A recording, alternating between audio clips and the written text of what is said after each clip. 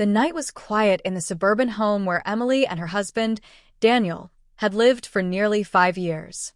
The house was modest but full of memories, laughter, and even a few scars from their journey together.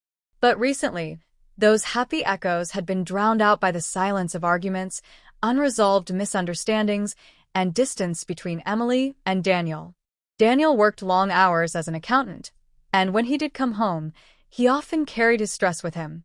Emily, once a vibrant woman with dreams of her own, felt invisible, like she was fading into the wallpaper of their shared life.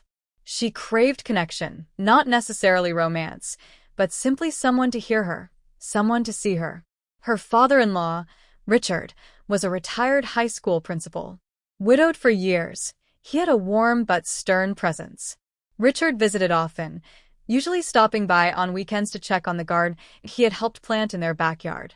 His bond with Daniel was strong but quiet, built on respect more than conversation. One rainy Friday evening, Emily found herself alone at home. Daniel had texted that he would be working late again. She sighed and turned toward the half-painted walls of the guest room that had been abandoned halfway through their renovation project. She hated how unfinished it looked. Moments later, the doorbell rang. Richard stood at the door, holding a toolbox in one hand and a kind smile on his face. "Thought I'd stop by," he said. "Daniel told me the bedroom walls were still waiting on a coat of paint." Emily blinked in surprise. "Oh, you don't have to really. It's late, and the weather is terrible." Richard shook his head. "Idle hands, Emily. Besides, I could use the distraction." And just like that, he stepped inside, hanging his damp coat near the door. The two of them carried supplies into the spare bedroom. At first, the room was filled with small talk. Emily asking about Richard's gardening projects, Richard asking about her plans for the upcoming holidays. But as they worked side by side, dipping brushes into paint, smoothing strokes across the wall, something shifted. Emily laughed when she accidentally left a streak on her cheek.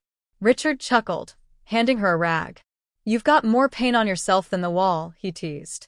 For the first time in weeks, Emily felt lighthearted. Hours passed, and the bedroom began to transform.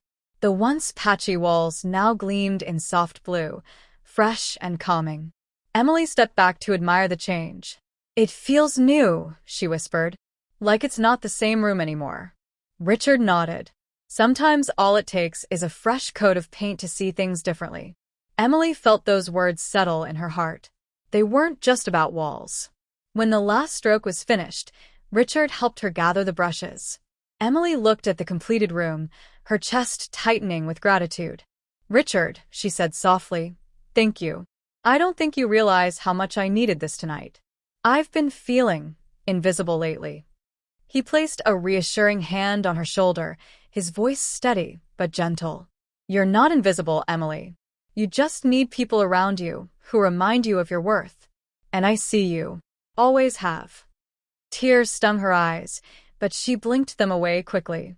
That night, they sat in the newly painted bedroom, drinking tea Emily had brought up.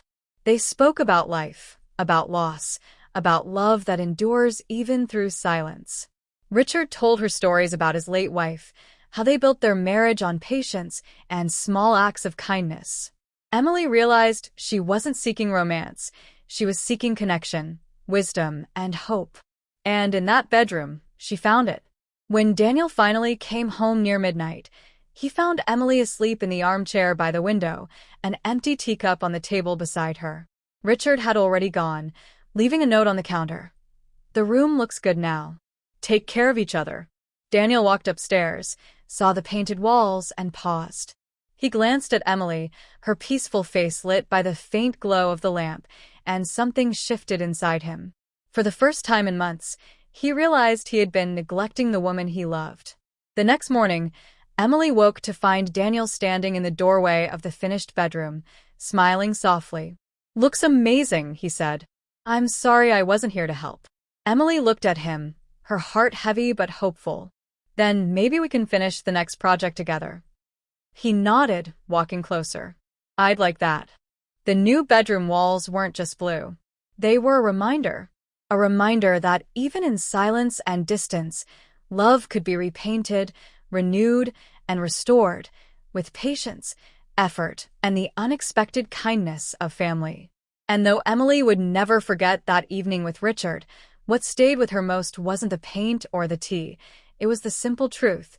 She wasn't invisible. She mattered.